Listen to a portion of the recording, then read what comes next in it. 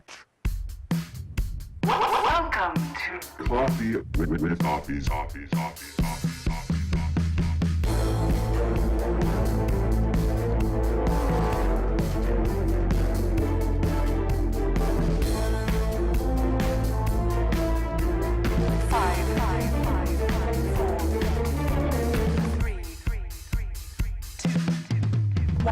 Let's do this!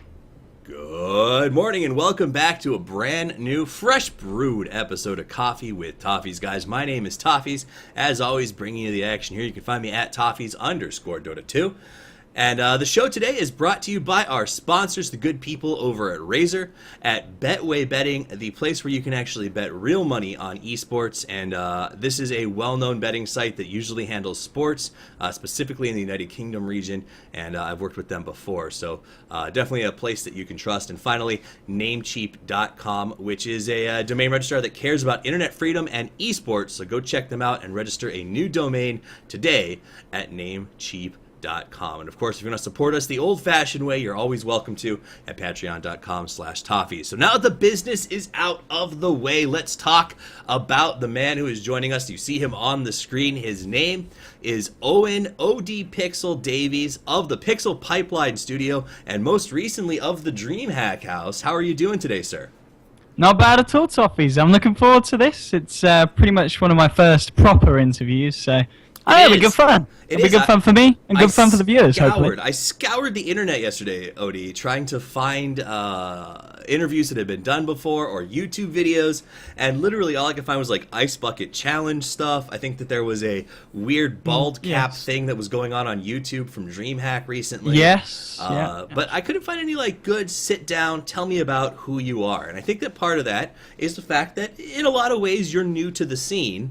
On a large scale. So I'm excited about bringing that forward, talking about, and we're going to talk about his rise to fame and popularity. We're going to talk a little bit about sort of where you came from as well today, which I think is very relevant because you're part of a class of casters that has sort of come out of the new generation, I guess I should say. When I started working in esports, you and Coddle Guy and a couple other folks were sort of popping up at the same time.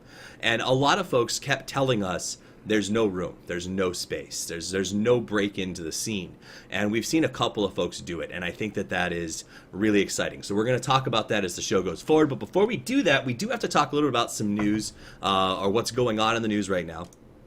And most of that is MLG Columbus. All of the other stuff that's happening sort of stopped this weekend because MLG Columbus is in its LAN finals right now. And just to give you guys an update, the games are going to start in exactly 2 hours. It's going to be EG versus MVP Phoenix to kick off the road to the finals. And this is an interesting thing for me, Pixel, because I think when we went into the playoffs or who was playing in this tournament, just a reminder, guys, the people who played in the round robin were EG, Ninjas in Pajamas, Not Today, MVP Phoenix, Balkan Bears, and Empire. When you look at that list, do any of those teams jump out and say, I'm going to win? I think, to me, EG does, definitely. Right. Even though I know they've dropped a couple of games, but... And that's it, right? Like they came in and looked like they were going to be the big dogs on campus, and then yesterday, I don't know what happened, NIP took a win off of them, and I think it was Empire took the other, and did some really good games, some great play against them, and now they have to take the hardest road to the finals. They've got to get through 3 teams in order to win the championship, whereas Empire, who I do want to preface this with, has been on fire lately. But I don't know if you remember TI4. They were on fire leading into TI4, and then all of a sudden everything sort of slumped off. So hopefully they stick with it. But Evil Genius is the big surprise that they have to work their butt off to make it to the finals and have some tall orders against them. So let me ask you this. Do you think this format that's going on right now in MLG Columbus is very unique in terms of LAN finals? They're playing best of 1 round robin for bids to the actual playoffs, no losers bracket, straight to the grand finals. Do you like that, or do you think that it's too susceptible to pocket strategies from teams that are maybe not as traditionally good as other teams? It's certainly different. I mean, I don't think there is any other tournament that's done it necessarily like the same way that MLG Columbus have. I guess in some sense it's quite entertaining for the people going there, and for online as well, because you're having different teams every game. You're not having kind of the best of 3 slogfest, which can go on for really long, as we know from in the past, and maybe that kind of livens it up. It feels very it feels very American. Just it feels like a lot of action. You're seeing these short games, then bam, bam, get the next teams on. It's very exciting, but at the same time, then a lot of people will obviously prefer the best of threes. They'll feel that shows the teams off to a much fairer extent, and the fact that it's not double bracketed as well when it goes to the knockouts. Again, I don't know, some people might have words to say about that, but to me, it's all Dota at the end of the day, and if it brings out different kinds of play styles that we wouldn't see in other tournaments, I don't think that's necessarily a bad thing. Yeah, I mean, it's good. It's fun. It's not like it's it's a big prize pool, but it's not the biggest that we've seen. No. It's MLG tournaments sort of feel, I don't want to say casual, but they have that sort of, let's just get in there, let's put on a good event, let's have some fun. Almost like an exhibition, or you would see like a derby in English soccer, where it's sort of its own event, but it's not the be-all, end-all of the season, if that makes sense. And I also think it's interesting. I assume that you must be a soccer fan if you like sports that are a bit slower and call American fast-paced. So, yeah, maybe it's a British thing. Yeah, could be. It's, I mean, don't get me wrong. I love soccer. I keep my Everton gnome sitting here right behind me on the desk. But I understand completely where you're coming from there. Here's the other thing I want to talk about real briefly with you as somebody who's worked some lands, who's got one of the arguably biggest lands in the world coming up soon, is somebody who I think is doing his first land ever. He's a friend of the show and has been absolutely phenomenal in MLG Columbus, and that is Nahaz, the stat man who joined Dota. He works with Standard Deviants. He's someone who's not traditionally in front of the camera, but what do you think about how he's been doing so far in that tournament? I seriously, I mean, I tweeted him. I think he's doing absolutely amazing, and I think that the reason why a lot of people are maybe surprised is in the past he's done a little bit of casting for Join Dota, and I'll be honest, I've not listened to a lot of his casting, but I know from Reddit threads there's been a lot of reception that people haven't been too praising of his casting. But as I said, I've not really listened, so I can't really comment myself. I'd assume he was very good at what he did, but maybe the more analytical kind of standpoint that he comes from, and he really does come from, because he has got all the facts to back it up. Right. He knows exactly what he's talking about. You don't say, Nahaz, you're wrong, unless he's going off on a tangent, maybe he gets carried away with himself. But I think just the snippets and the knowledge bombs that he's been dropping at MLG Columbus are just absolutely what the show needs. It's exactly what the panel needs. It just makes it a little bit more exciting. He's got so much passion when he talks. You can really feel there's no hesitation. He's got something to say, and he'll say it, and he'll say it bloody well, because he knows that he's right, and he knows that people want to hear, and it's always relevant as well. He never comes up with something you're like, that's great, Nahaz, but we didn't really want to know that. It's always something that adds to what's being talked about, and I really do hope that future lands will get him involved as well. We'd love to have him over here on Dream League, but that's obviously not up to me. That's up to people above. It kind of sucks. He does live on the other side of the world as well, which is always logistically not ideal.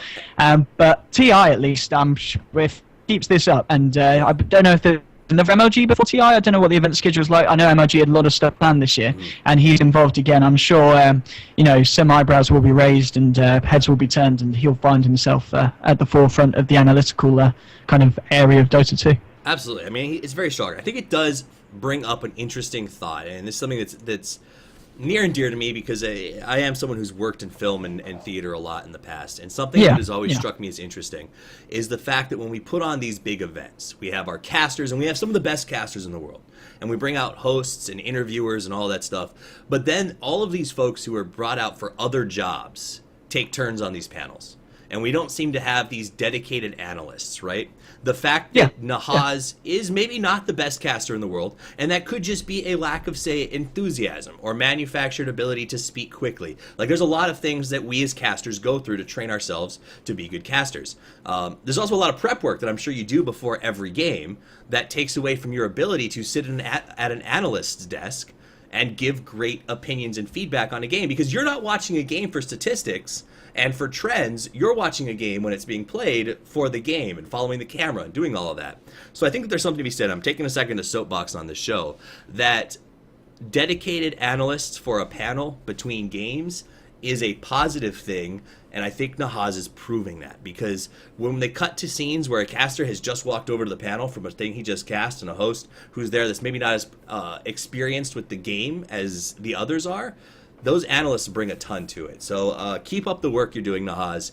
I think it's a great job, and I think a lot of us out there who work in the industry think that getting people on the panels whose job is just to be there and make great content between games is something that has been really lacking. It's really wonderful to see. So keep that up, and props to MLG in doing that. And to the higher ups at DreamHack, if you're watching this because your employee's here, Nahaz, consider bringing him out. I know he is a fairly busy man, but definitely worth it if we can get him. So we'll leave this Nahaz soapbox at the front of the show, so I guess that's probably why I'm so excited about seeing him out there. He's someone who's hard to convince to actually go out and do things, because he tweeted and he said, I don't self-promote myself because I have fun doing this. It's not my career, and I really want to put myself on the back seat to those who want this as a career. So to those of you who out there want to be the Nahaz of the future, who want to do it as a career, take notes, man, because this guy's good. Other big thing that I have to do before we start the interview is a bit of a retraction of sorts. It is worth noting that Cyborg Matt mentioned in some tweets that MLG did not provide enough money for teams to travel sufficiently for the MLG tournament, regarding not today's presence late at the actual event. We talked about that on the show Friday. He then tweeted out again and said he apologized to MLG. He jumped to conclusions and that was not the case. So I did want to make sure that we followed up on that from Friday. I try to be as honest with you guys as I can and let you know that at the end of the day, it sounds like MLG is doing everything they can to take care of the teams that are there, and unfortunately not today, just had some scheduling issues, which is a shame for them, because honestly, OD, I think that these guys are the real deal. I think that they could be the next big thing coming out of this region if they can get their traveling and some of their other issues that they've had in the past put together, but that's another show for another day. Let's talk about ODPixel. That's why he is here. Now, the first thing I want to start out with the interview is I want to talk a little bit about your past. I want to get to know you. This is a fun interview because no one's done it before, right? So I kind of have this carte blanche. I can do whatever I want. Blank slate available for me here. Let's start out with the basics of you. How old are you? I am 22 as of just over a week ago. So, only just 22 years old. Wow.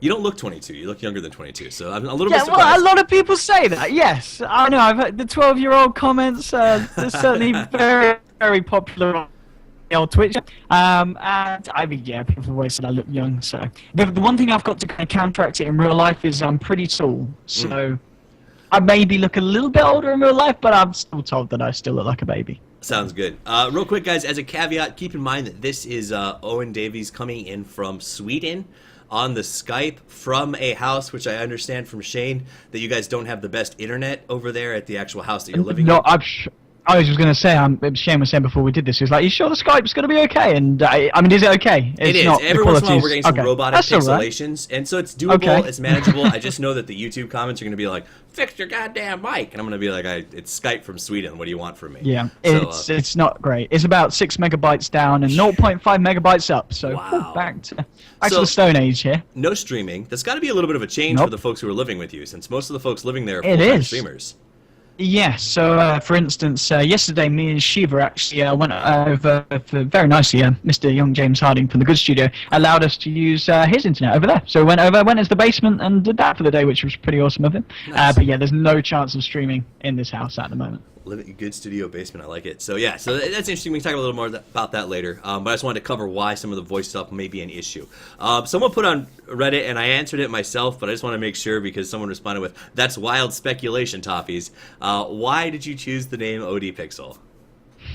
Yes, so I think you answered correctly, yeah. OD is obviously the initials for my real name, Owen Davis, and the pixel kind of allocation is referring to back when we started, well, myself and my mate Wakey, and we did the whole kind of pixel pipeline stuff, and we were like, we should have a tag that kind of identifies people. We were kind of looking at a lot of the other bigger studios, so the way that you have a name for yourself, and then you have the viewers, and they call themselves something. So we were like, well, if we put the pixel tag on after, maybe one day when we become a massive empire, there'll be future so-and-so pixels. But I mean, well, that was the idea initially, yeah. And then it kind of just stuck. And pixels, I don't know, it's a nice word. It refers to, gives you the ideas of kind of retro games, old school stuff, which is what I'm all about. I'm all about the old 8-bit, so it works out for me. And it's catchy as well. Yeah. It is. So you don't regret having the pixel stuck on there? No, not at all. Okay. No, and I think it'll always associate me with my roots, which is when I started out with Wakey. So I don't think that's necessarily a bad thing either. And hopefully one day, obviously, with regards to Dream League, I went Wakey. Didn't Wakey was asked as well. He just couldn't. He had a lot of other stuff going on in his life, and I know he's a very strong caster, and I wouldn't be surprised if in the future we see, hey, it's ODPixel. This is a guy that ODPixel knows, and he'll hopefully see the same success that I've had. Yeah. So to be clear, because some people brought this up, Wakey was asked to join you guys out at the DreamHack House. Yeah, was absolutely. Able to. Yeah. Yes, it was asked on exactly the same level as me. Me and himself were brought into a chat and asked if we wanted to do it. Wakey initially did want to, but essentially the reasons what it came down to, he has a full-time postgraduate job. So he's finished his degree. He's got a proper job. I didn't have a proper job of sorts, so I was in a much more free, flexible situation. And also, he's actually been fortunate enough to get himself invested in property. So he needs to have this constant income. Otherwise, he is basically screwed. And so even though it does suck for him that he couldn't do it, he's having a pretty good time back at home in terms of what's going on in his life. So I'm happy for him, and I'm sure he's happy for me as well. Yeah. That's great. And so on that topic, when you talk about finishing up school, now I know that for a lot of our fans here are North American, Canada. We have a little bit of a different education structure than you guys do in the UK. I believe you graduate from high school at like 16 and then go to some sort of 2-year school after that. That's then followed by university. So have you been through the full gambit? What's sort of your path of study, I guess we should say, that you've obtained at this age of 22? Yeah, I mean, you're pretty much bang on. Going into the final 2 years when you're 16, for me, that was actually done at the same school, but you're right, most places they call them colleges, and that's where you go to do a 2-year course in something specific. I did something called A-levels, and that was where you got to choose 4 subjects, and the 4 subjects I did was music technology, German, and maths. So I did those for 2 years, and then at the end of those 2 years, you then go to a university and do a degree. You don't have to. You can try and get yourself an apprenticeship or go straight into work. At the time, I didn't really know what to do in my life. At that time, also, I'd never ever heard of or played Dota or any kind of League of Legends or MOBA or Heroes of New Earth. So I just went to uni like any normal person would. I went to do music technology because at the time that was my biggest interest. I wrote a lot of music, I produced a lot of music. That's what I was interested in. That's the subject that I'd always enjoyed most in my life. So I went to uni to do music technology, did it for 3 years. I picked up Dota maybe about, I think it was on the maybe first or second year I started playing. I did manage to kind of keep it in kind of balance with study. Arguably, maybe not as well as I should. I came out with a 2-1, which it's not a bad degree at all to have. It's basically the second highest mark you can get. Highest marks are first in English. I don't know if that's the same in America. But I got a good degree from it. And then going on from that, I finished my degree, which was back September 2014. I graduated, and then I just remained working at a chemist, which I'd actually been working for the past 5 years. I'd stayed working there around my uni because my uni was actually very close to my where I actually stayed at home. So I came back every weekend to do the weekend job because it was a nice, easy job. Finished uni, it kind of fell into the situation where there's a lot of people off work for illness, for holidays, so I had a lot of extra time. So essentially, I was making up a complete full-time week as we went along, and then obviously just got to the point where I had this amazing opportunity, and I couldn't keep my job. But it was a job that was because it was just kind of a sales job. Like if everything goes, backs up, I'll be able to find a job. I'd at least hope that was on a similar level. So it wasn't a huge loss for me dropping the job. Whereas going back to Wakey's situation, it would have been because it was he's working essentially as like a marketing manager for some motorbike company. So it's like it's a proper job with proper prospects. Yeah. Okay. And what part of, or what you said, so you went to school near where you lived, what part of the UK landscape are you sort of from?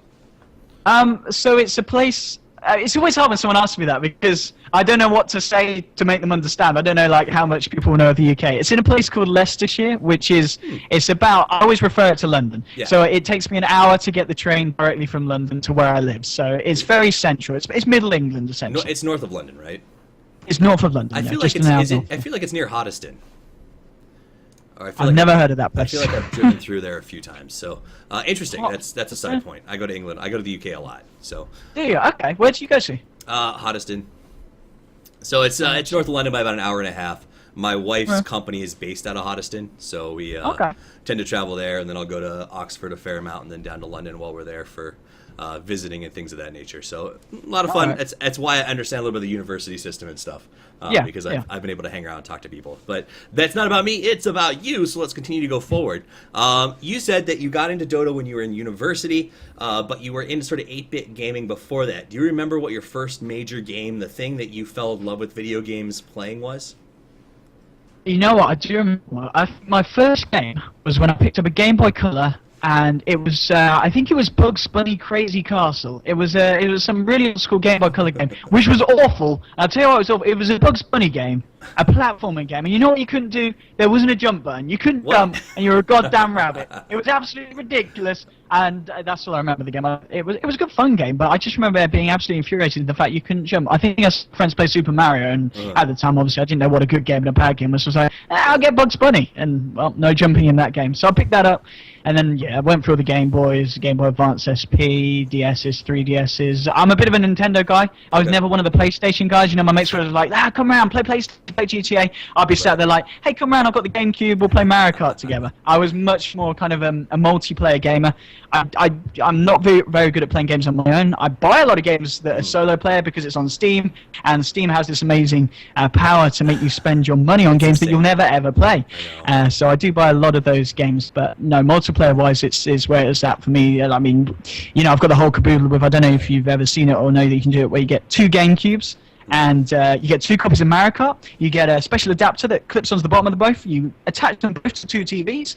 You get an Ethernet cable, plug them together. You get 8 controllers. You get 7 of your mates round, and you can do 8-player Mario Kart Double Dash, which is the most fun multiplayer experience ever.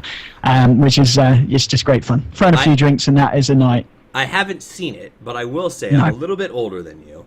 That is true. And when I was a young man, there was... Where did you start off, Toffees? Did you get the old NES? I had an Atari.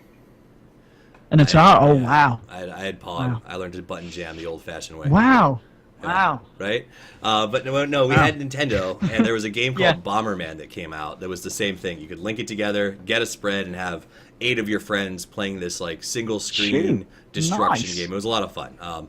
So I understand completely where you fall in love with multiplayer through those sort of local LAN video game systems, essentially, is the best way I think to describe it. So that's how you got into it. Then you got into Dota, which seems to be the story for a lot of folks when it comes to PC gaming. They're not huge into PC. It's either WoW or Dota, and then all of a sudden they're sucked into this vortex, this world. What got you into Dota in the first place?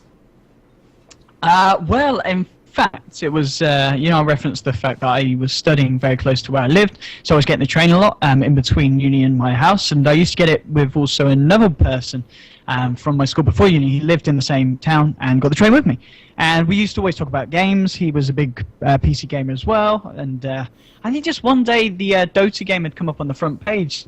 I was just looking for someone to talk to, and I was like, have you seen this Dota game? Have you ever played it? And he was like, he's played a lot of League of Legends, but he has played Dota 2 as well. And he was like, yeah, it's good fun. So, I was like, oh, I might as well try it out. I think I got back one day, tried it out, picked Sniper because he seemed to be the most friendly hero, coming from games where you play first-person shooters. He's got a gun. I figured he would be fairly effective. Little did I know that I'd be setting the meta 2.5 years before it actually occurred. So I picked Sniper, went safe lane, did absolutely atrociously. And I remember, in fact, looking at the screen afterwards, we had your XP. I was level 1. The XP had gone up a little bit, like, my goodness, you got to play like 10 games to go up a level. Who's going to play it that much? And I was like, this is ridiculous. And other kind of thoughts like, who the hell would pay money to buy cosmetics that don't even do anything? And I think I left it for a few days, and then I don't know. It's the thing that Dota does to you. You come back to it, and then you find yourself enjoying it more and more and more, and to the stage where you're not enjoying it, you're living it, and that is it. There's no going back. But no, that was pretty much how it started out, which I think, as I said, was first year of uni, so about 2.5 years ago.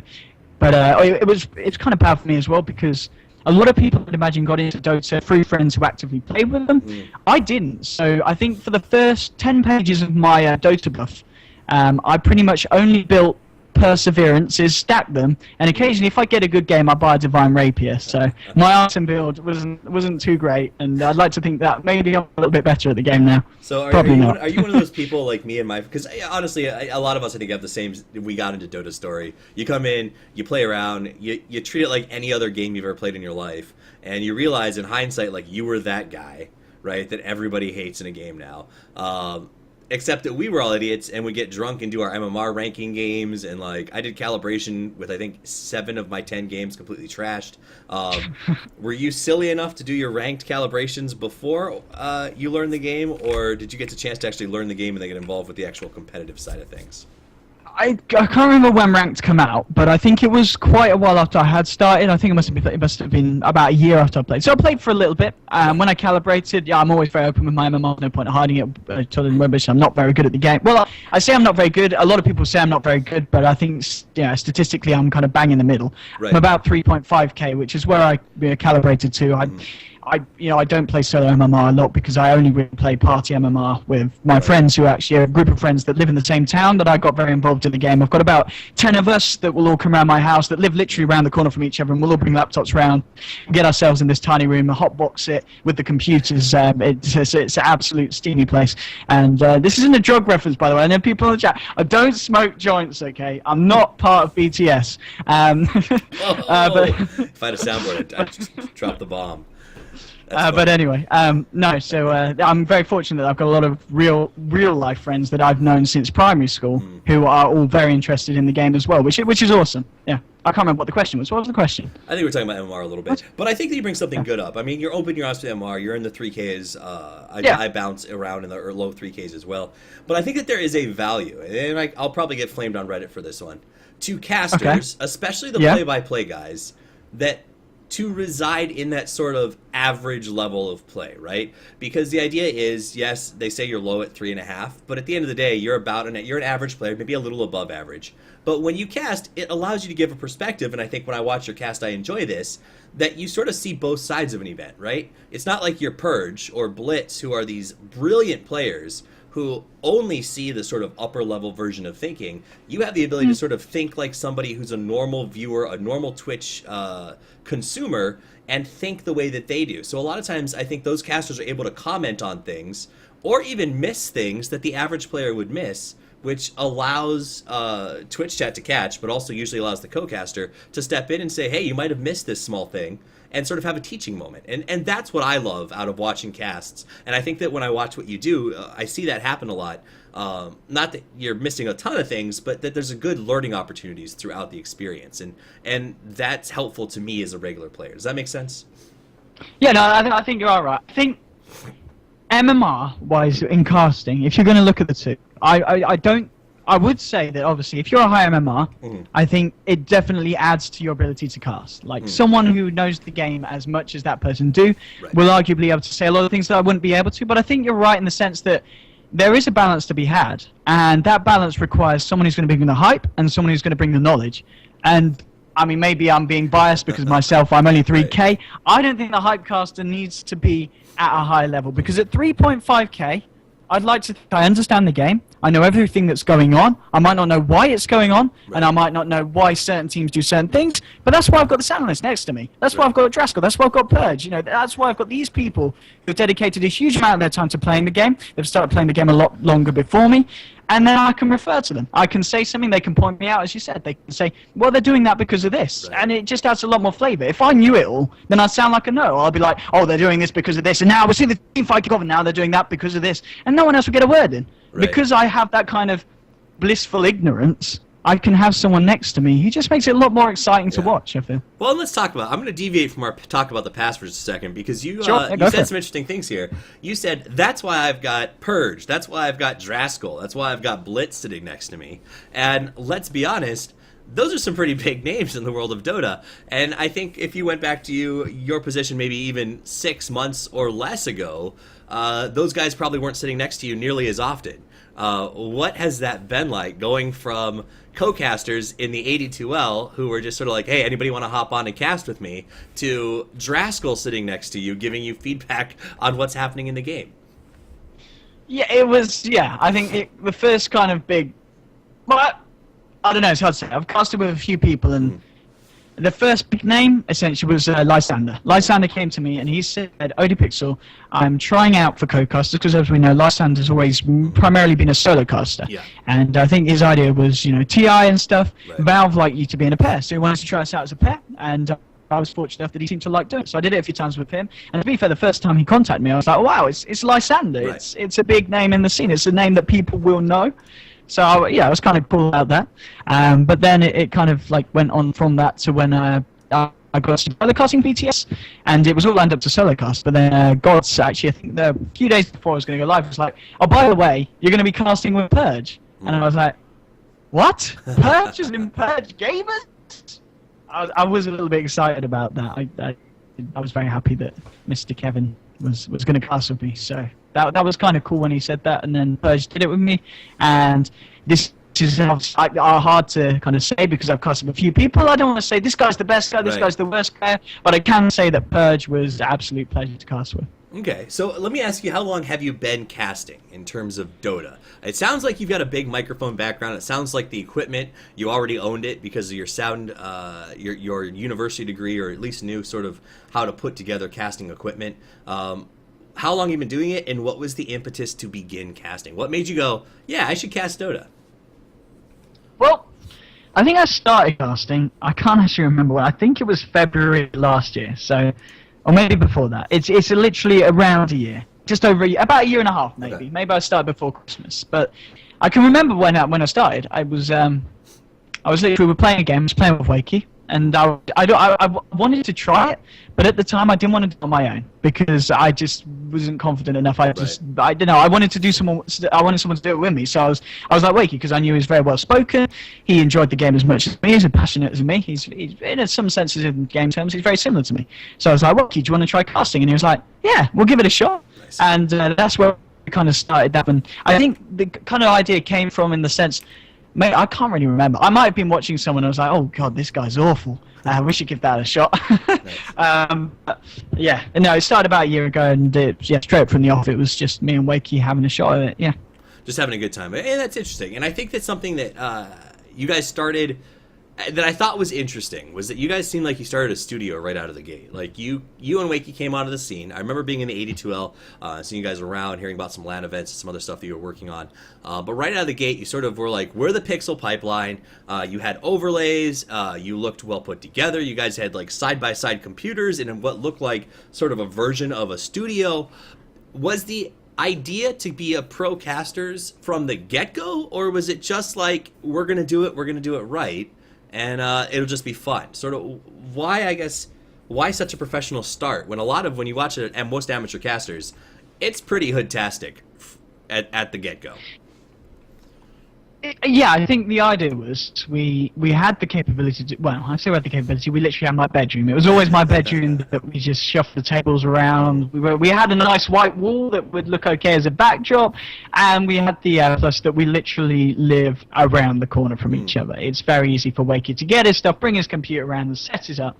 And we were able to do that, and I think initially it was just with the sense that a lot of casters, they don't have the best sound setup. Because they don't need to, because all the other casters don't. So there's not really a benefit for them having greater sound and visual production.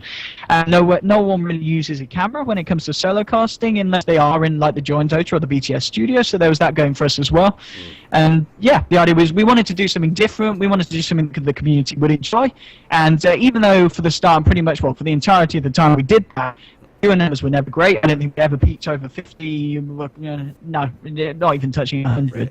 But it was something that we kind of enjoyed doing as well. It was a real hobby. You know, we liked the fact that we'd set something up, made a little studio. You know, Wakey would go away, open up his Photoshop, make some cool little overlays, try something new out, have something original.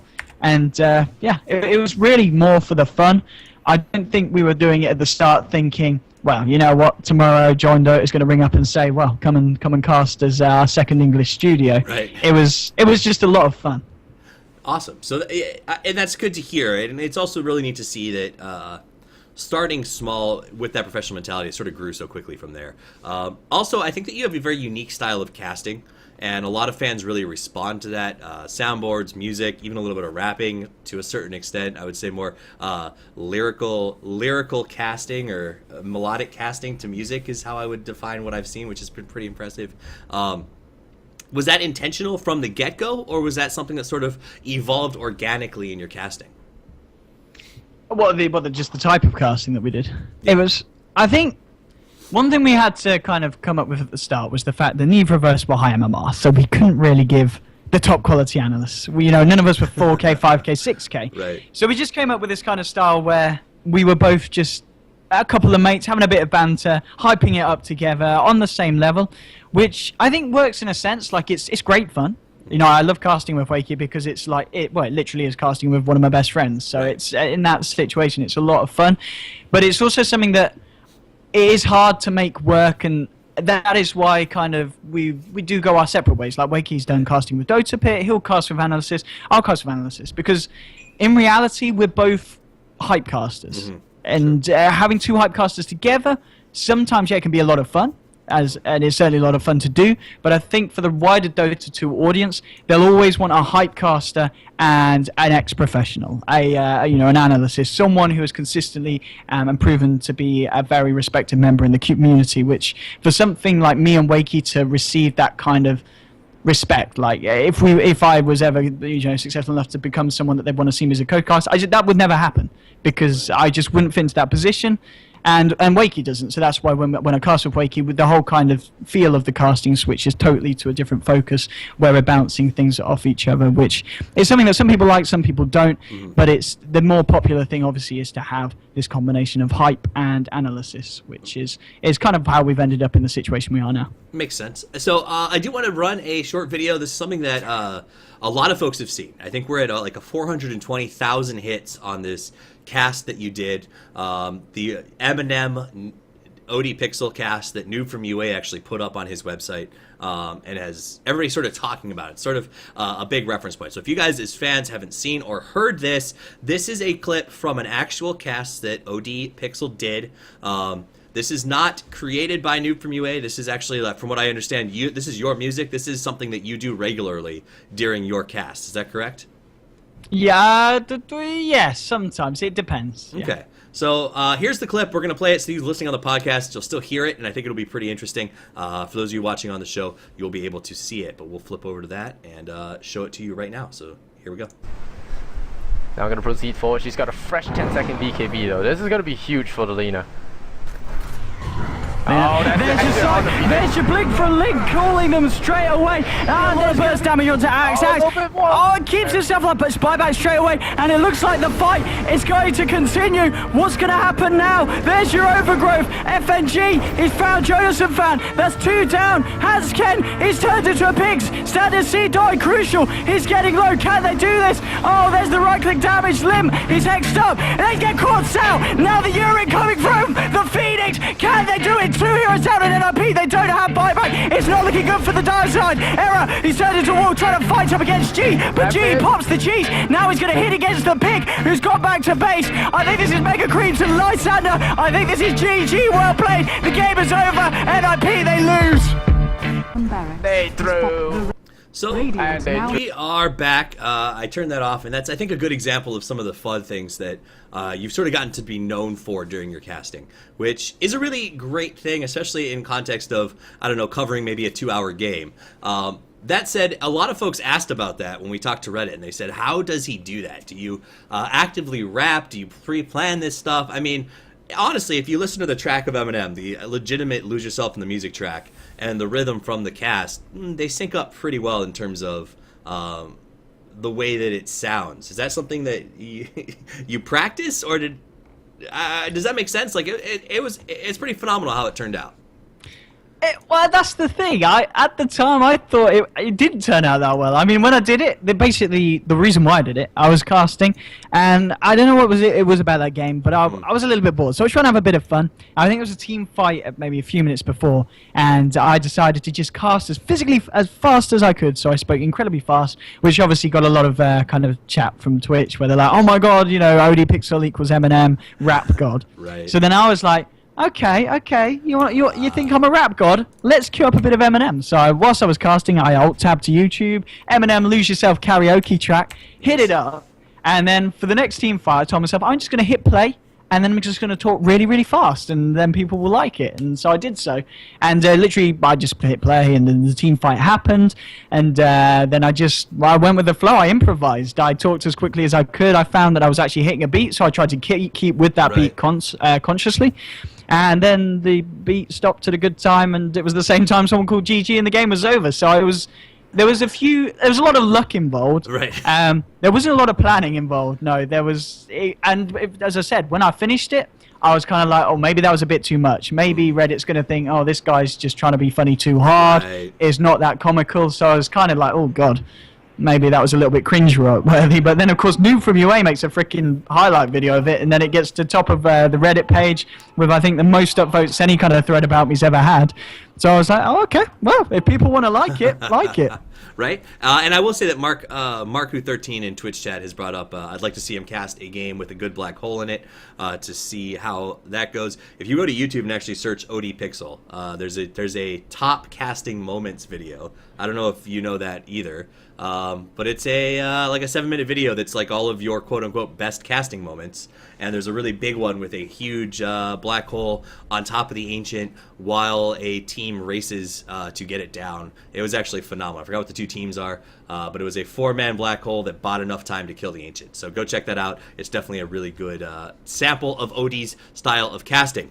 That said, though, you said you brought up the song because it was a fairly boring game for you, or you was getting kind of losing attention a little bit. Yeah, I don't know what it was. I was just... that's why I felt it was bad afterwards. I think it was I felt, oh, I haven't been very entertaining this game. Let's do something a bit stupid. And then I did something a bit stupid, and I was like, oh, that was a bit stupid, actually. I shouldn't have done that. But then obviously people liked it. They loved it. And speaking of boring games, let's talk about the game that sort of, I would go on a limb and say has sort of built a legend for you in the last couple of weeks. It started a really kind of a rock star landslide, and that was the longest game in Pro Dota history. It was over 2 hours, if I remember correctly. And you cast that with a partner, but I think towards the end it sort of became almost like, you were just surviving in this thing. How does one handle a 2 hour plus cast? Because after an hour, it pretty much just becomes watching them take turns farming and throwing back and forth. I mean, how did you get through that? It was a weird game. I mean, that was the thing about it. You don't, and I didn't think that I did. I was like, oh my goodness, I've been given this 3 hour game. Mm-hmm. It's going to expose all my weaknesses. Everyone's going to be like, oh, they'll just forget the fact it was 3 hours, and they'll just pick up on the fact that I was awful for some of it. And they'll be like, oh, goodness, who's this guy BTS have got? He sounds really tired, really boring. But then I guess I was lucky that people saw past that and were just impressed at the fact that I was able to keep it going for the old I think it was 3 hours, 22 minutes. That's what it was. Wow. In the end. So, I don't know. Yeah, it was another one of those situations where personally I wasn't happy with myself, but then other people were. So I was like, okay, great, because it really was great. And it was very fortunate to be in that situation because you're right. I literally shot up in Twitter followers, and people suddenly were very aware who I was. And I think most of that was down to the fact that because the game was so long, people were talking about it whilst it was on. We went up to about 80,000 concurrent viewers, which is pretty ridiculous for a game that really didn't have any importance. I think it was just a standard Star Ladder League game.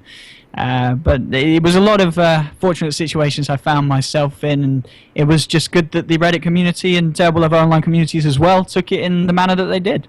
So let me ask you this. First off, you shot up a lot. I mean, you in the course of, I think it was an hour and a half or 2 hours, picked up over 2,000 Twitter followers. I mean, you almost doubled your following in the course of one game. So, when you looked at Twitter and saw the number change, that had to have been a pretty good feeling. Like, tell me about, I mean, as somebody who tries to build social media presence, and as a caster that's an important thing, what was it like looking at your Twitter account after that game and being like, holy shit, I almost doubled what I had prior to starting this record button?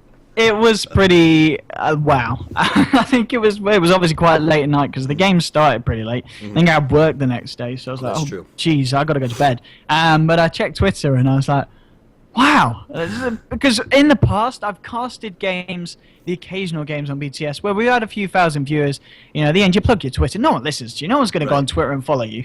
So it was just a very unique situation where people actively wanted to watch me again, I assume, and then they were interested and therefore following me on Twitter. So again, I was just very grateful to be put in that position and have that opportunity, which was, I don't know, it was one of those things. It literally was, I guess, the big break that people talk about having. That was absolutely my break, and I don't know if I'd be here if I didn't have that break.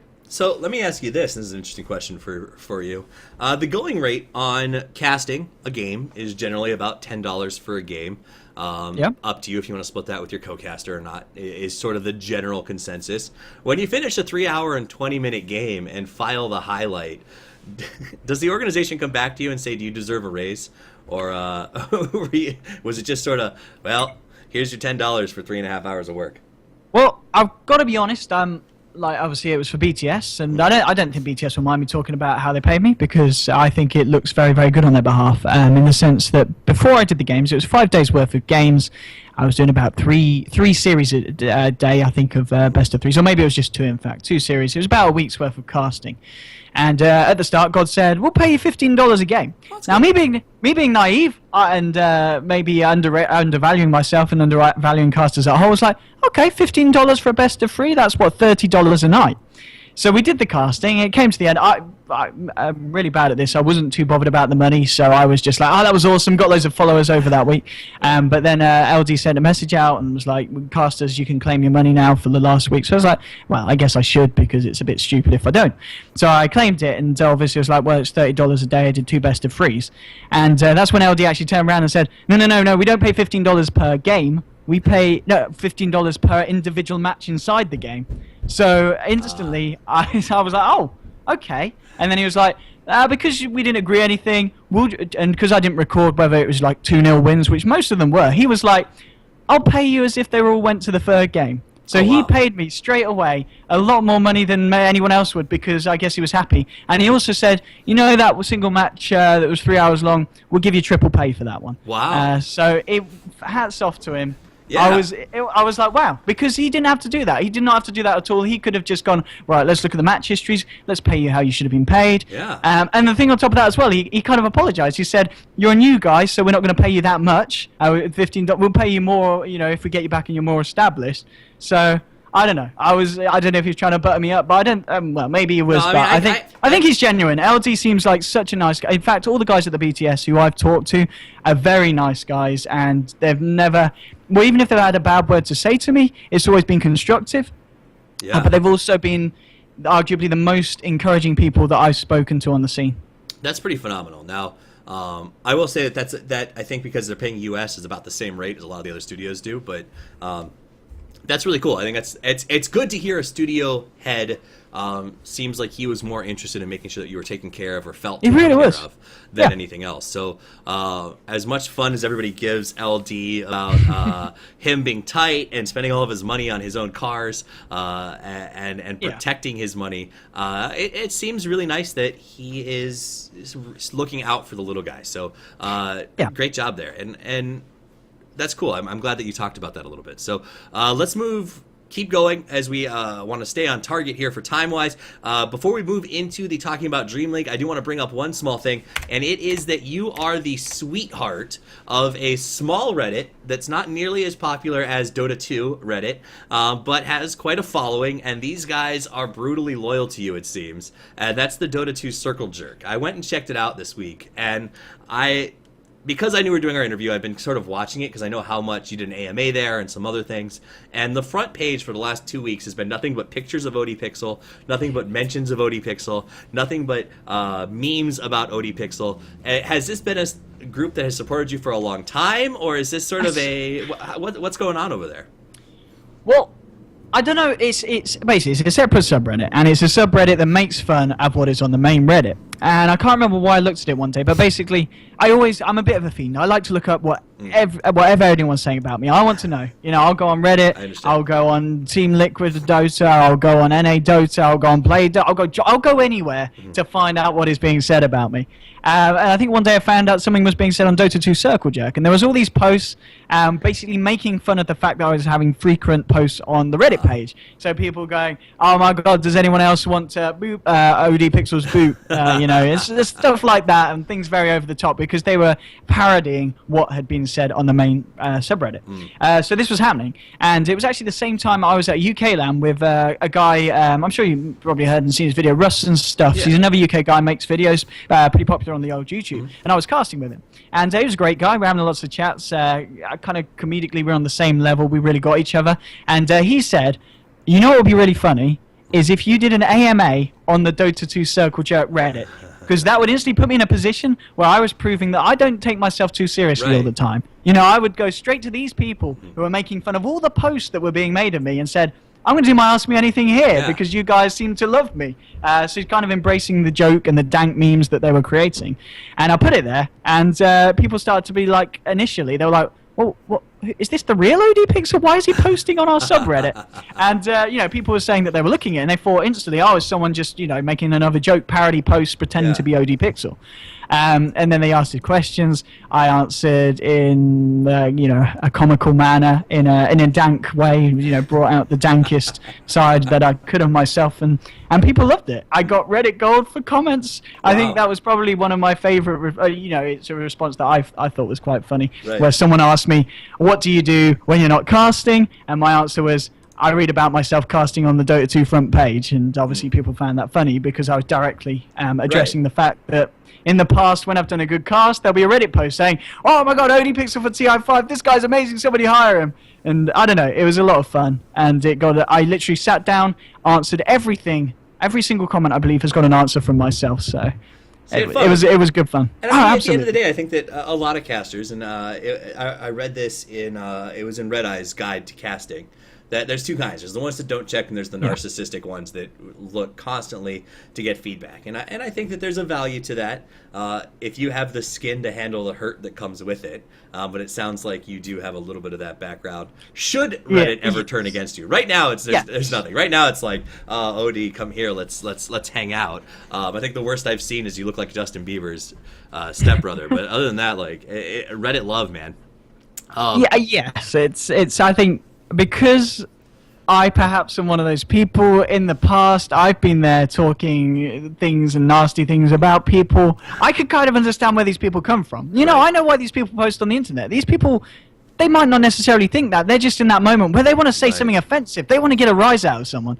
So I'd like to think I'm pretty good at dealing with the stuff that's been said. And that's why I actively look at everything that people are saying about me. A lot of people say, oh, don't look at the internet. You know, don't look at those Reddits. They'll all, you know, don't look at certain things. Ignore people. But for me, at least at this point in my career as such, I think it's important to look to those people and listen to what they say. Because you know, even if it's the rudest thing in the world, it's someone insulting how you look, your accent, that maybe they've still got a point. Maybe there's still something inside that comment that I can actually take on board and improve. Right. And even though they've not said it in the politest way, I don't think that's necessarily a reason for me to ignore that kind of person, because everyone posts rubbish on the internet. Right. It's, you know, that person might be someone working as a full-time doctor, having a great life. You know, he's got kids and a family. And just at that point, he wanted to go on the internet and say something, you know, really nasty.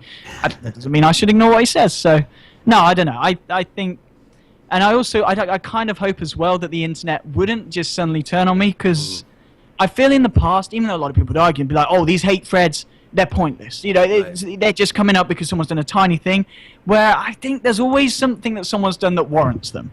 There's always a reason why that post has appeared, and maybe a lot of people like to hide the fact that there really is a reason why that post is there and say, no, that's not deserved, that person doesn't deserve that.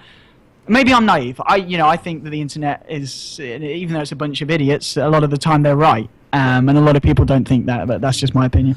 I'm with you. I think that Reddit gets a lot of hate, but there's a lot of value to reading the opinions. Whether or not they're said in the most constructive way, there's generally a kernel of truth. That said, guys, it's time for a quick commercial break from our sponsors, so stick around 30 seconds, and we're going to come back. When we do, we're going to talk about DreamHack, the house, the invite when he was brought to DreamHack, and a little bit of viewer Reddit questions as we have time for. So don't forget, if you want to submit your own questions live, you can get RazorComms. Add me at, it's literally Toffees. It's the easiest thing in the world. Get RazorComms, add Toffees, and you can send me questions directly live during the show to ask to guests. So get involved with that. But that said, here is some words from our sponsors. RazorComms is a free all-in-one communication tool that allows you to stay in touch with friends both in and out of the game. With features such as friendless, groups, mobile SMS forwarding, and call notifications, RazorComms is a communication solution for the dedicated gamer. RazorComm's minimal in-game overlay has a panel that grabs all your messages and lets you see who is speaking in a voice call without interrupting your game. Now I'll always know who's breathing into the mic. It's always me. By pairing RazorComm's mobile with your PC, your friends can call you, no matter where you are. All right, so we're back here with ODPixel live from the DreamHack House, and we're going to talk a little bit about that Dream League, man. You were asked to quit your job and move to Sweden. So you're living just north of London. Someone calls you and says, move to Sweden for Dream League. Tell me about that moment and how awesome it must have been.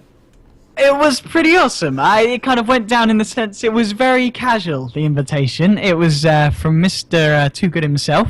He talked to me on Skype and he was like, hey, you want to come to Sweden and cast Dream League? And that was it. I was like, well, yeah, of course I do. It sounds brilliant. And I was kind of like, do I get a contract? Are we going to sort anything out? And he was like, all right, yeah, we'll sort out planes a couple of days before. And I was like, okay. So it was a very relaxed invitation where I was like, well, do I quit my job now? Is this definitely going ahead? And it was a little bit unsure, but I trusted in James. I was like, you know what? Too Good. He's a person. He's a figure in the community that he doesn't. Yeah, no. Maybe sometimes things are questionable that he does, but he's always got a reason. And I don't think he's the kind of person that would say to me, "Come to Sweden," and then 2 weeks down the line ignore me and forget about me. So I maybe took a little bit of a risk there.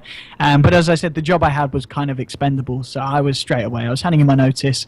I was preparing to move to Sweden, and it paid off. You know, I'm here now. It's all going good, and yeah, it's a big credit down to the man for inviting me, who's not necessarily involved in the production, but he basically pushed us, well, me and Wakiness. He said, look at these guys, these are the guys you want, get these guys involved and on board, and it's thanks to his recommendation, basically, that I'm here on Dream League, yeah. Absolutely. Working one of the largest tournaments out there, so it's a huge step.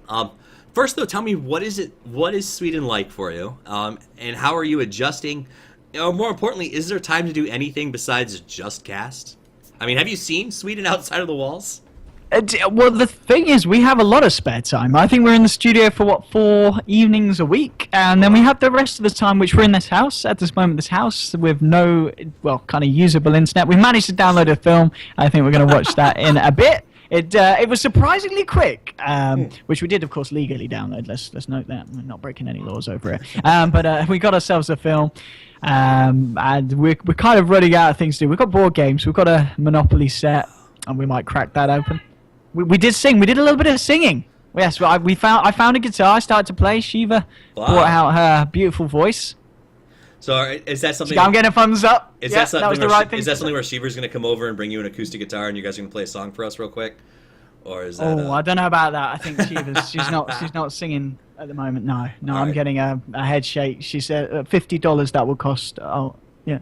Oh, she's drinking tea. She's drinking tea. Well, she's drinking tea. She's got to protect the golden pipe. So there might be a cut of us performing certain classics when we do the video tour, which would probably be on Shiva's channel. So people can look out for that. That will probably have some singing on. So keep an eye out for that. Shiva's channel is going to host it. I believe it'll be on YouTube afterwards. Sort of a house tour. Get a look into the life of what happens when you take a bunch of internet age computer junkies, put them in a house, and then take away their internet. And see what they do with their time. So that should be pretty interesting. It seems like a pretty good group that DH has assembled in the house. A lot of fun people. Shaynomad, Draskell, yourself, Shiva. These are personalities who the community loves because of their charisma, their outgoing nature, the fact that they're fairly articulate. They talk to fans a lot.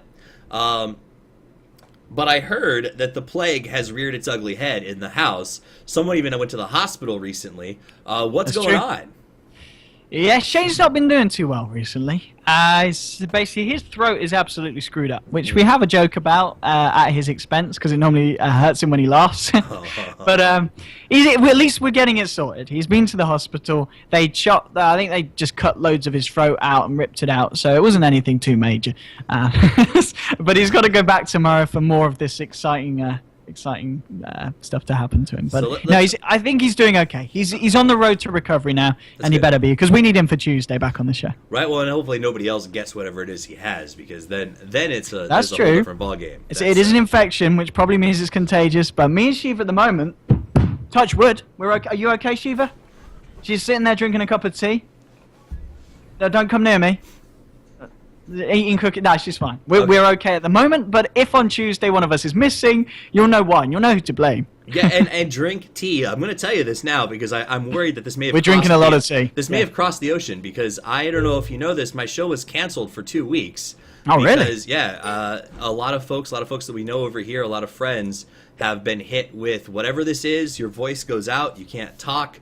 My doctor put me on antibiotics, and for 2 weeks I was not allowed to broadcast anything because I had no voice and no ability to do anything because of my throat. So be careful. I don't want you guys to get hit by that because it makes it very difficult to broadcast when one cannot speak. That said, though, let's keep moving forward and say, what does the next few months look like for ODPixel as you sort of sit down and look at where we're headed with casting, with you, with life, with residency? What's the next few months look like?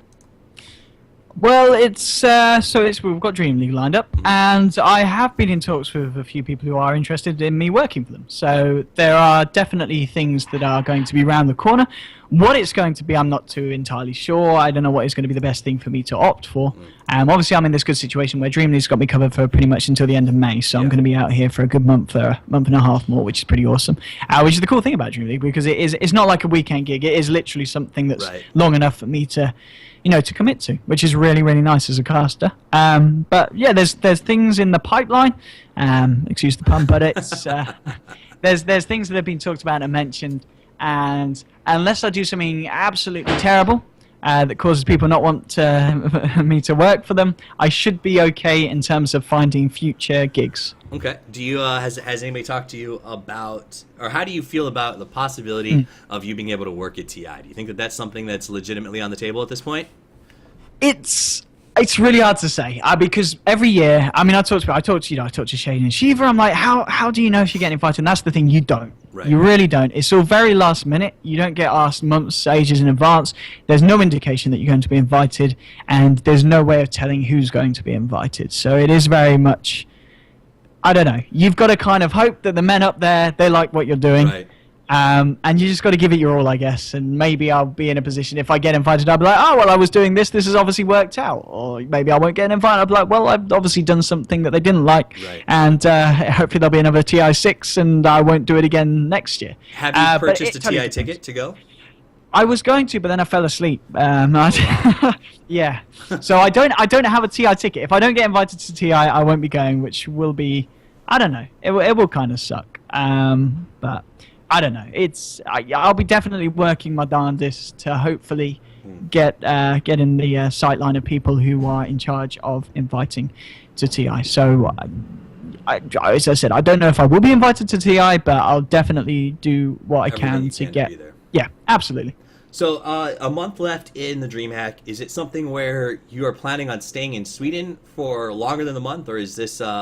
Do you guys, the house is just there for the time being? Once the rent for the month is up, you're back to London. Do you have any plans for where you're going to live going forward, or is that still up in the air based on negotiation? I mean, basically, so when I came out to here, I was living with my parents previously. So I'm lucky in the sense that if I go back, I've always got somewhere to go back to. It's at the moment, it is looking like I'm just out here for Dream League. But obviously, people in Sweden, they like to work a little bit last minute. So it's likely that at the end of Dream League, someone will be like, hey, stick around. We're going to do this now. But it's, as I said, I don't know. At the moment, it's the plan is at least to go home and look at other options unless something else gets offered to me. Yeah. Awesome. So that said, is there anything that you want to tell us about DreamHack? A little chance for you to sort of plug the organization you're working for right now. Are there any big things that we should be excited about going forward with this tournament? Or, I mean, the production value's been great. I love where you guys sit and sort of talk about things. You've been doing a great job of making some sort of like fun videos while the event's going on. I actually thought that the skin cap bald joke was pretty entertaining. And I think that that's been a really good summary of sort of the attitude the Dream League has had. Is there more coming? Is there stuff that we should look forward to, or is it or have we sort of seen what it's going to look like? Absolutely, there's definitely stuff coming in the sense that the whole bowl cap thing and the other jokes we've had, it linked to us. We basically have a red button that every day, every show, it will go off. We don't know what's going to happen, but something random like that will happen. So, for instance, we've had the bowl cap thing. We've had massive explosions of streamers and crap thrown all over us. We had a puzzle where we had to figure out how to spell confirmed, which was surprisingly hard for a bunch of bright people, you'd think. And there was also something else. We didn't have one for day one. No, that was it. So we had 3 things. But yeah, every day we're going to have a button. For instance, I believe the plan for the day one was to have some people come on with bagpipes. So it's very random, and it adds this extra element to the show that is a lot of fun. It is, and I like that there's a show format to it too, which has Yeah. been pretty interesting. Yeah, that the said, format's great. before we wrap up, because I don't want to go long enough that I have to make this 2 separate YouTube videos. Okay. But I want to get into some Reddit questions, and I put up Sure, a go post for it. yesterday that said, "Hey, I'm meeting ODPixel. What questions do you have for him?" And there were a ton. A Okay. lot of folks, I think, didn't catch your AMA circle jerk or didn't No. didn't get the sarcasm behind it. So we have a lot of good questions here, and we're going to start and work our way through as many as we can. The first one's from Jordan, and he wants to know, I think this is a really interesting question, and one that I think only comes from those who know you from before you sort of blew up, and it's how does Wakey feel about this success, and what projects is he currently working on? I don't know. It's a hard thing. I mean, when I knew I was going out, I felt like I didn't want to talk about it a lot because I knew that it did. Even though he has great things happening at home, it does suck in the sense that he can't be here, and I'm sure he would have really wanted to be here. I don't know. I've obviously talking to him since I played games with him since I've moved out. But it's one of those hard things. But I think one of the things that is kind of good for us is because we've been friends for so long, I like to think we can always kind of disassociate friendship and business in the sense that, and if I get an opportunity, I'm not going to say no to it because for me, I need it because I haven't got a job. I haven't got a livelihood. I need to be earning money. Right. And I know sometimes he can be a bit quiet, but I know he's a really decent guy and he really does understand it. And I mean, little things like I'm going to be starting streaming on my channel ODPixel, twitch.tv ODPixel. But he will stream also on twitch.tv WakeyPixel. And so we've created the Pixel Pipeline brand that's going to link us both. And I said, yeah, I mean, by all means, I want to stream on my own channel because I'll need to get all the money and revenue from it. Right. But I'm very happy we're still associating myself with you because he is a really good guy and he is a really good caster. And as I said, if he keeps at what he's doing and if he does keep casting, I would not be surprised if he gets a very similar break to what I've had. I think the difference is as well, because he does have a job, he doesn't do it as much as me. Right. So you could argue that I have done more airtime in terms of casting than he has. But he's a very good guy. He's had opportunities with Dota Pit. He's very friendly with all the guys from High Ground TV. Whereas, I mean, as awesome as they are, I've never really had any work with those guys. Right. So they've kind of got the Wakey Pixel. BTS, obviously, have done work for them. They've got the OD Pixel. So I think, it's not going to affect our relationship at all. But we're just kind of taking different routes. And he's taking a more casual route, where I'm now taking a more full-time route. Okay. And so what you're saying is the only studio that doesn't have a pixel, so their name is Joy Dota right now. No, yes, that's true. Pixels. Maybe we should make some babies. Mouse in the House made a follow-up joke to Jordan's question, which I thought was pretty funny, which is, why did you kill Wakey? Which actually made me laugh out loud. And I think that there is maybe it's a tough thing, right, when you start out with someone, and I think we've all been there. Yeah, I had partners when I started the show that I wanted to be involved with me, but they have jobs, they have lives, and it's just it's a tough thing. And it is a little bit of a bummer when you have a best friend that just doesn't have the capabilities, not because of talent, but because of, say, time strictures, to follow along. And I mean, to be honest, 2 hype casters don't make a perfect cast, and that's a reality that has to be faced. Now, we'll talk a little bit more about him later because some folks asked about Pixel Pipeline, but we'll get into that when we talk about the future. Aces asked, how did you train yourself to speak so quickly while remaining articulate? Can it be taught? I want to preface that his question wasn't word for word because it wasn't as articulate as that was. So if I changed a little bit, but how do you do that? I mean, that's something that we see a lot of casters are able to do. Hype casters especially can keep a thought articulated, keep their words understandable, but cover a hell of a lot of action in a very short amount of time. Is that practiced, or were you born with this natural golden ability? I mean, I looking back at when I casted a year ago, I think I have. It's just the fact that I've been doing it a lot, and I don't know what to. I mean, I used to do DJ. I had a local radio show and stuff, and I don't know. I mean, I did used to rap on stage. Maybe that's helped back in the day, back at school when you'd have your end of year concerts. I'd always be the guy who'd come up and I'd be the Travie McCoy to someone's Bruno Mars, and we'd do a little bit of a stage set or something. But no, I don't know. Maybe it's just me. I think as a person. I mean, maybe it's coming across in this interview. I like to talk a lot, and I like to fit a lot in. And I always feel like I'm in a rush. I feel like I need to say as much as I can, as quickly as I can, before I get shut off or before the world explodes or something. I'm always in a rush, and I guess that transitions as well for the majority of people on the casting stage. Some people will be like, whoa, why is he talking so fast? But I think for the most people, it definitely adds that extra kind of level of excitement and hype. And it doesn't really matter that they're not taking in everything I'm saying, because it's putting them in a zone where they're like, oh my goodness, he's talking so fast, something good must be happening. Right. You know, it's like that. Well, so it's interesting to hear you're a rapper. I find it entertaining. Do you do freestyle? Were you freestyler, or were you just simply being written? It was well, it's a couple of gigs a year. It wasn't like I was trying to make it as the next Eminem, but I'd certainly done it in terms of in musical performance every now and then. Yeah. So this year, guys, we'll issue the challenge out at some point for ODPixel. Maybe myself will challenge Grant, and I Sir Action Slacks does it sometimes too. We'll just have a freestyle throwdown one day. That sounds great. And, sounds good to me. I think people will enjoy that. So challenge issued to OD and the other guys who I think are also find it entertaining or used to do it when I was in high school. I did freestyle battles, but it's been so long. Oh. Well, I mean, that was back in like the days of, I think Jay-Z's album, the first one had just dropped. So Hard Knocks Volume 1, which is I think before anybody's time, and rap was sort of coming out of the scene. And we all thought that we were awesome breakdancing and freestyling. So it was never very good, but it was a lot of fun. I will say that. That said, let's keep moving. Emo. I will say this, and I'll touch on this, Ace S, as somebody who I do train actors for a living and work in the industry. And for those of you who are interested in learning to articulate at a high speed and improv the way that casters do, go online, look for some improv classes in your local community. They're hugely helpful. And also get some downloads of tongue twisters and warm-ups, things that we did before the show. She thrust her fist against the post and still insists she sees a ghost. I slid upon a slitted sheet. Upon a slitted sheet I sit.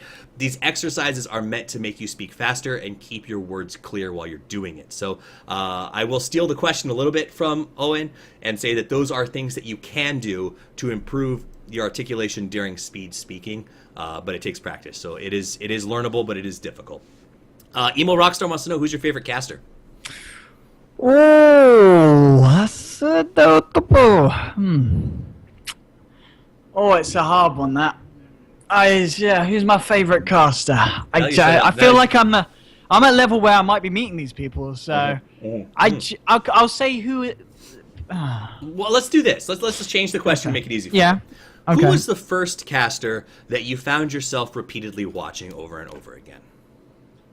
I mean, I'll say, the safest, well, not the safest answer, probably the honest answer. The three top casters that I've always listened to, and at least in the whole kind of 2 years of watching Dota, are arguably three of the biggest. It's Toby, it's LD, and it's Gods. For me, originally, they were the three guys that I would tune into, and I'm like, oh, awesome. You know, Gods is on, LD's on, Toby's on.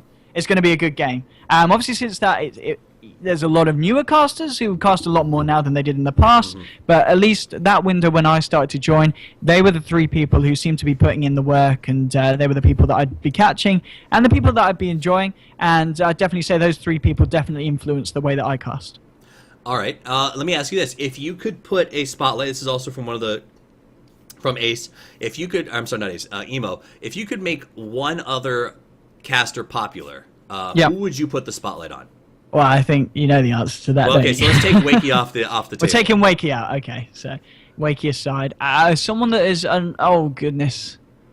Oh. Is there anybody to make it easy that, like, I'm sure that you're like me, right? I bet there's a lot. There's a lot of amateur. We both started in sort of this 82L amateur group a lot, and we spent time there. And I go back and I watch amateur casts when I'm bored or hanging out on Twitch. Is there somebody that you consistently, or you come across consistently that you're like, wow, that person has a lot of potential, or I'm really impressed with what they put together considering what they're doing? I'll be honest, I can't really think of. Well, no, I can think of people. But there's a lot of people. I'm going to give a rubbish answer. I'm going to say anyone who goes out and casts amateur games like 82L, they deserve to have the spotlight. If they, commit to it and they've got as much passion that someone like I does, I may, then they deserve to get the spotlight put on them eventually, which is what happened to me. I put in the effort for a year and finally people started to notice me. So I think if someone is passionate about it, keep going. One day you'll get recognized. Makes sense. And I think that's something to bring up, that we're going to break off of the questions a little bit here. The idea that if you put the work in, you get recognized. And this is something that came up a lot. It was talked about on my show when we started it all the time because there was a lot of frustration for some of us. In this amateur caster scene, there is a group of casters that are part of, I don't even want to say third generation, almost fourth generation Dota casters. You have your pioneers in, like you said, LD and Toby, and these guys who have been around forever. You have your second wave of casters that we all know now and have accepted pretty regularly, the capitalists, people like that who are sort of the second evolution. Then you have your third wave of casters, the Zioris of the world, who sort of came onto the scene in the last year or two. And now you're getting this fourth wave. And a lot of folks said there's no room left to break into the scene. I know that a year ago when I was sort of starting out, I saw a lot of guys like you. I saw Kato Guy and a few others who were all saying, I really want to do this. Yeah. But everyone was saying it can't be done. Everyone told me when I started, you're going to burn out, no one will tune in, and there's no market. Did you get a lot of that, or was the encouragement there from the get-go? And how did you sort of keep with it, knowing that, this may never be more than just a hobby for 50 people? I think that's the thing that helped me keep going. The fact that it was just a hobby. It was something that, awesome if people like it and I can do it professionally. Right. But it wasn't going to stop me from doing it, even though in my mind that there was always this chance that it wouldn't happen. Obviously, in my mind, I was hoping that it would happen, and that was always what I was working towards. But yeah, as you said, it's a very hard scene to break into. As a musician, if I wanted to be a professional musician, it's the same. You've got to be able to do something and get a product, and one day someone's going to go, you know what, that guy's actually pretty bloody good. Right. Let's give him the platform to do something bigger than what he's been working on. It is definitely a matter of time, and some people might think, well, it's pointless casting all the little games. In terms of getting found out, I think, yes, it is pointless, but in terms of improving, you need to cast those games. Right. Casting a year of Amateur League Dota, even though not might be the best Dota, it's going to be better Dota than I would have found in a regular pub game. Sure. It's going to give me a lot of insight into competitive, the fact that I'm watching two teams of people who have actively got together and practiced so that they can play. And also just the fact that it was giving me a lot of games to cast. I think it is definitely worth doing those games. And I think anyone would be silly to feel that they can cast one game and make a big break. Because say I had that big game of Purge, but I found myself in a situation where I had that game, and it was a year ago. I had not had that year of amateur casting behind me. I would have absolutely flopped that. It would have been awful. I would have been absolutely terrible. I might not have felt that it went terrible, but I think it definitely, you need to have that amount of practice to be able to get somewhere. Yeah. Makes sense. And I think that I do want to point out, guys, and a lot of the folks listening to this show are people who dream of getting to the point that Odie has found himself in right now, working for a major house or studio or event. And it says to me the success of Kato Guy, the success of ODPixel lately, it's doable if you're willing to work at it. So keep that up. We're almost done. A couple of more here. This is an interesting one. Kami Kalua posted on Reddit, and it was a change of pace for us a little bit. And he said, and it's worth talking about for two reasons. First, I think it's good advice, and two, it's advice, and I want to ask about that on Reddit. But he said, I don't have a question, but rather a suggestion. Be careful with the microphone, since you saturate the signal at times when you get extra hyped and it sounds a bit distorted. But keep up the good work. I thought that A, was good feedback, but B, do you love getting this sort of thing on Reddit? Is that something that really helps? I don't mind it. I think most of the time the sound's fine. I know this video, the sound's probably not great because of the internet connection and because I'm not running it through my effects. But people can say those comments, but I always do listen back to my videos, and I'd like to think that the majority of the times my sound's fine. Maybe I have the odd game where it's wrong, but I do have a degree in music technology and sound engineering, so when I want to get a good sound, I'd like to think that I can get a good sound, but in situations like this, the setup's not great. I'm maybe not using the correct microphone technique, but so do you enjoy? I mean, maybe not a sound quality feedback, but when Reddit comes in or somebody sends you feedback and says, "Hey, just a suggestion."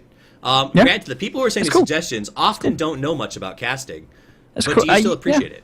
As I said, I don't mind any kind of comment. So if people want to offer things like that, I do. Yeah, I'll take on board and I will look back and I'll be like, okay, maybe my sound was bad that game. I'll try and fix it for next time. So yeah, seriously, I do not care what people say or what people want to say. I will always read it and I'll always take it on board. Joe Blogs asks, are you joining BTS officially in any capacity? I wish I was, but no, I don't think that will ever happen. It would be amazing. I'd love to go to LA, but I don't think it's happening. They got Cottle Guy. The house is full. Yeah. It's they have a very big hypecaster bill right now.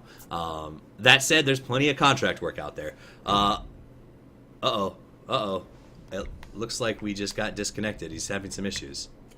Let's try to call him back, see if we can get him back into this thing. If not, then we will go for the wrap-up. So just stick with me for a second while we try to get this one fixed. and we'll be back in a moment. So I guess we'll run a commercial while we try to get him connected. Razer Comms is a free all-in-one communication tool that allows you to stay in touch with friends both in and out of the game. With features such as friendless, groups, mobile SMS forwarding, and call notifications, Razer Comms is a communication solution for the dedicated gamer. Razer Comms' minimal in-game overlay has a panel that grabs all your messages and lets you see who is speaking in a voice call without interrupting your game. Now I'll always know who's breathing into the mic. It's always me. By pairing Razer Comms Mobile with your PC, your friends can call you, no matter where you are. All right, so we still have no response from Mr. ODPixel. We know that the internet that they have at their house in Sweden is not the best, so I suppose that we will have to wrap up the show here. I had a couple more questions that I will... The person whom you're trying to reach... You know, it's funny that it came back with me with a British response, so that's interesting.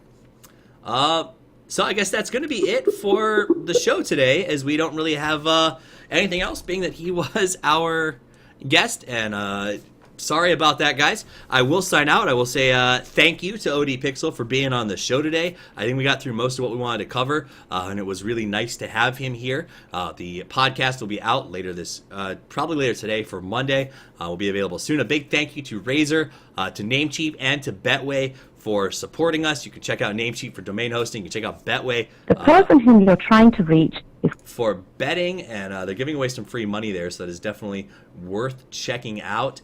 That said, guys, I want to thank you all for being here. I appreciate it. My name is Toffees. You can find me at Toffees_Dota2 if you want to follow the show. We appreciate it. Follow the channel. It means a lot. And if you want to support us the old-fashioned way, patreon.com/Toffees. I'm stalling in case Owen calls me. And like I said, I apologize that the abrupt end to the show. Wait a minute. Here we go.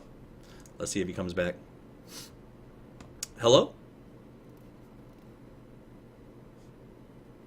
Mr. Davies.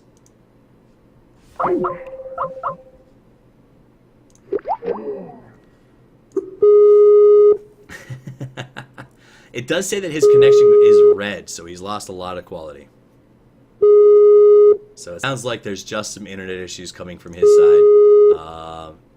And if that's all there is to it, there's not much that we can do. So that said, guys, I guess we'll leave it at that. Maybe we'll get Mr. Davies on to talk a little bit about some of the other Reddit questions that were on there. Or I will ask him to go over and check out the Reddit thread directly to talk about the questions that we missed out on. That said, come back, check us out in the future. He keeps calling. Toffees, There he is. Hey, Yeah. we got you back. Let me turn the camera back on. Can you hear me? I've got a really weird setup. I only bought one adapter for Sweden, so I had to toggle it between my laptop and my sound card, which lets me use my proper mic. So I fully charged up the laptop, and then I used the sound card, and obviously was having to run the laptop off the battery. And then the laptop battery ran out, so now I've gone back to the laptop on the mains, but that means we can't use the sound card. But hopefully it still sounds audible. Fine. It sounds fine. That's okay. So cancel the sign-outs that we just did, guys. I was like, well, I guess we'll wrap it up. A lot of folks said Shiva was downloading some Ravage plays, and that's what caused the disconnect. But we're almost done. Really, I just want to get us to the back end of this thing. Folks have asked a couple of questions that I do want to ask you before we sign out, and one was... literally, Joe Blog said, are you joining BTS? Amora said, would you consider taking Pixel Pipeline into your own casting house instead? And a name that I can't pronounce, Truffle, he said, if you had the opportunity, would you consider getting a house in Sweden with Shane, Shiver, and Draskell and continue casting and streaming in that situation? So it sounds like from this, there's a lot of options for you out there. Do any of those sound like something that you may actually pursue, or is it all open up right now? So let's go. So BTS, as I said, I don't think they'll be inviting me, but that would be awesome. If they're watching and they want to put an invite forward, I'd consider it. So what else we got? Pixel Pipeline? Probably unlikely in the sense that for that to be a full-time thing that we can make a big tournament happen, get coverage, we're going to need a lot of money. And we don't have a lot of money. Maybe one day when Wakey has created his huge business enterprise from his proper job, we can turn his hobby into something bigger. But for the time being, I've definitely got to look elsewhere if I want to try and make full-time wage. And finally, what was it? Sweden. Staying in Sweden? Yeah, I mean, Sweden so far is a pretty awesome place. If there was ever the situation where I could stay out here longer and do more casting or streaming or working, then I'd certainly consider that as well, yeah. A lot of people have drawn lines to your style of casting to British sports commentators. Is there a particular British sport commentator that you look up to or sort of have always watched and said, that's who I want to emulate? Not necessarily, because I'm not really a big sport watcher, but my dad is, and as I was growing up entirely, every night, match of the day, he'd be watching the football, and maybe there is something about that maybe at the time I didn't realise, but I was picking it up.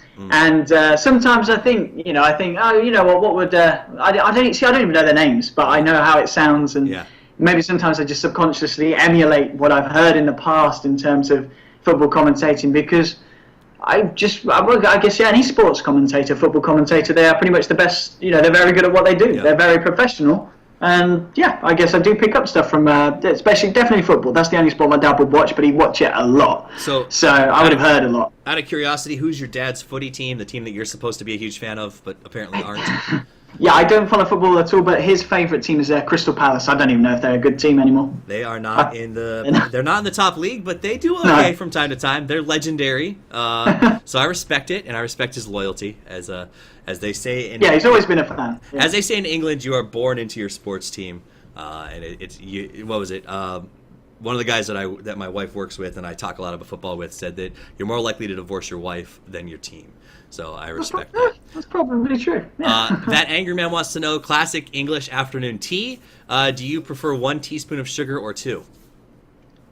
Maybe this is not very British, but I don't drink. I don't like putting sugar in. I change it up, but I think tea without sugar is perfectly fine. I don't think it needs sugar. Sometimes, if I want to put sugar in, I'll just grab a whole bunch of the lumps and chuck it in, because why not? Because if I needed the sugar, I'll pop it in. But no, tea's fine on its own. It doesn't need sugar. No football, no sugar. Are you even British? Favorite Dota 2 team? Are you favorite Dota 2 team?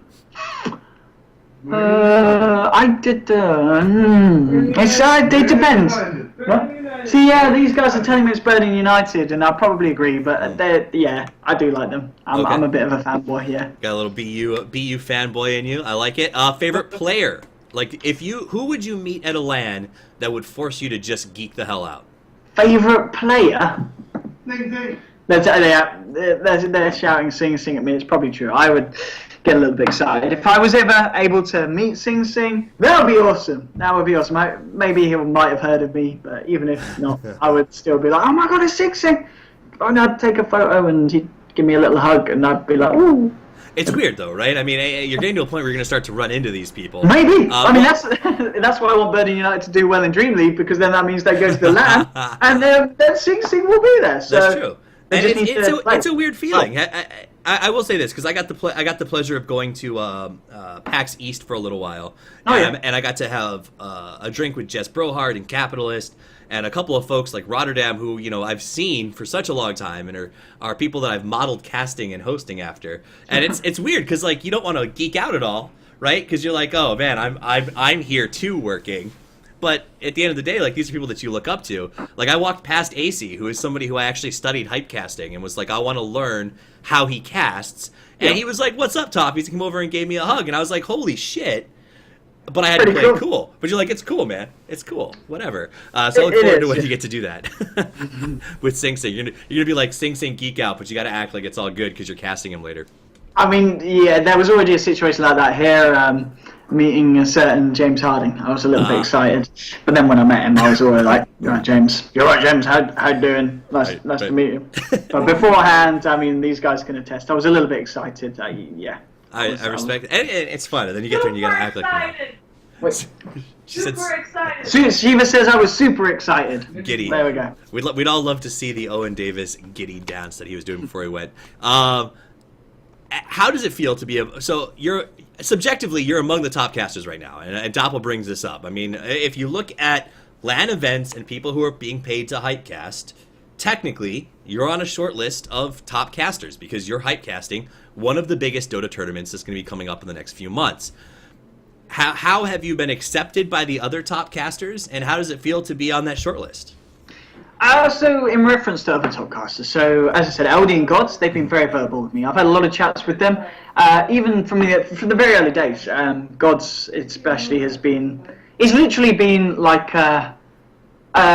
just like a peer within the Dota 2 casting community that's been very valuable. I've had offers in the past to go to certain places to commit. And I messaged him before. I was like, "Yeah, guys, can I, send you a message about an offer?" And he was just like, "Mate, give me 5 minutes, and I'll ring you up and chat to him." It was the first time I talked to him, awesome. And he was just able to give me a lot of guidance, a lot of insight, and he did genuinely seem like he cared, which was amazing. And the same with LD. He's always had nice things to say. He's always talked to me, encouraged me. I always hate to kind of make this very polarized view of the two studios, but Join Dota's never really talked to me or had anything to do with me. I'm sure Toby's a nice guy. I really want to meet Toby because he's one of my favourite casters. But they've never been interested in really having me cast or anything. They've never approached me and said we need a caster for anything of any sort. Just compared to what BTS have done, it's very different. But I respect that. Obviously, Join Dota, they've got Durka, and they're not gonna. They wouldn't get another British person. Durka's their British guy. They don't need an ODPixel. They don't need it as part of the studio. Well, we'll see about that. You might find yourself on a contract list in the near future. Maybe. In that case, Join Dota, you're awesome. There you go. You never know. That said. Lavish Pedals asked this, which I want to know if it's actually true. Oh, God, he said, why do you consistently go on rebroadcast streams and spoil the results to people? Also ask him why in those same streams he posts spoilers about popular TV shows. I honestly really want to know what motivates this behavior. He's done it multiple times, and the first couple of times I thought it was a fluke. Then I had to ignore him on Twitch. It's perplexing. See, this guy, every thread there is about me. He will always ask these same questions, and I do not know what he's referring to. First of all, maybe I'm a boring person, but I don't watch any kind of TV series. So maybe I said someone died. Not even Game of Thrones? No, I've never watched Game of Thrones. So I don't know what to spoil. I don't know how to spoil one of these series. So that I don't understand. What was the other thing? In spoiling ends of games, I don't know what. I think he's either someone who's being weird. It's the internet. That is also possible. But it's also someone who's maybe having a joke. He could be someone from the UK Dota community, and they are very weird people. So he's always said the same thing, which kind of leads me to believing he is just being an idiot because he thinks it's funny. He's probably trying to start a copy pasta. Yeah, maybe. I think that maybe that as well, but I don't know who he is, and no one else has ever complained about these same things, so I'd like to believe I'm not insane, and I don't just randomly go on Twitch and post these things without realizing it. Well, for all of those of you who read and see it come up, it's not something that he does, so it is confirmed and put into the clear now. Last question before we close out for the day and we do your final thoughts. I've asked a lot of casters this in the past. They always get a little confused by it, but I find it entertaining. If you had to equate your casting style/voice to a pair of underpants, what kind of underpants would your casting be? Would you be briefs, boxers? What do you think, and why is that? I'd say if I was going to compare my casting style to a pair of underpants, I'd probably go with the mankini. Do you know what a mankini is? I do know what a mankini is. I go with mankini in the sense that it's interesting to look at. There's not a lot of substance if you actually take the time to inspect it. And some people love it. Some people will be like, what the hell is he doing? So, I don't know. It's kind of polarizing. So, I'd say I'm the mankini of Dota 2. Yeah. That's a good one. That is a good one. I think I like that. That's one of my top answers to that question. So that was great. Thank you. We've already run very long in this episode for a couple of different reasons. Great interview, some weird technical issues, but I hope that everyone listening has had a great time. Thank you for being here, ODPixel. Thank you to the guests for hanging out. Thanks for having me. Do you have any last shout-outs or anything that you want to say before we are done for the afternoon? Just shout out to everyone that's kind of cared about me before people actually knew who I was, and shout out to all the people who have now decided to get on board and encourage me, and shout out to Shiva who is waving her hands, and shout out to Shane who's sticking up his middle finger at me. These guys are awesome as well, but no, there's a lot of people that do deserve a shout out, but they know who they are because I do regularly talk to the people that I've always known. I'm not really one to kind of move on and forget people. I'll always go back. I'll always talk people, keep them involved. So yeah, people that that deserve a shout out, they know who they are. They know who they are. Excellent. That said, guys, thanks again to ODPixel. Tune in not next week. It's going to be Wednesday night. I will be sitting down with the guys from Leviathan Gaming. They are going to give us a tour of the house. They're going to set up a couch and get the whole team on. We can talk to them about what it's been like to develop a professional team, what the future looks like, and what it takes to get a independent house going, because these guys are not sponsored. They do it all themselves, and they actually have purchased a house and moved the entire team from across the country to Florida to train and prepare together. So we're going to bring them on to talk about what that process looks like, and I think that that'll be a really interesting show regarding the development or what it takes to build a pro team from the ground up, because these guys have been together for a very long time. So check that out. Check out our sponsors, Razer, Namecheap, and Betway. And make sure you check out patreon.com/Toffees if you want to support the show. Or you can hit the sub button. We got a sub button. Nice. Twitch was nice enough to say that they like what we do on the show and that they wanted to give us quality options so that you could watch on mobile while you travel and things like that, and gave me a partnership to go along with that. So we're creating some emoticons, a coffee cup that you can raise during the show if you want to, but also just subbing helps pay the bills, which has been a great gift from Twitch, as well as an ability to kind of support what we do here. So thank you for being here, guys. We appreciate everything that everyone has done. If you're downloading the podcast, if you're listening on SoundCloud, if you're listening on YouTube, if you're listening live, or through one of the other avenues, we've just sold some syndication rights to a couple of different apps that we'll hear about in the coming weeks for the show. We appreciate you listening. It means the world to me, and when I say we, I mean I, and to a certain extent ODPixel. Thanks for listening, guys. Have a wonderful day. Thanks again to OD, and as always, Toffees out.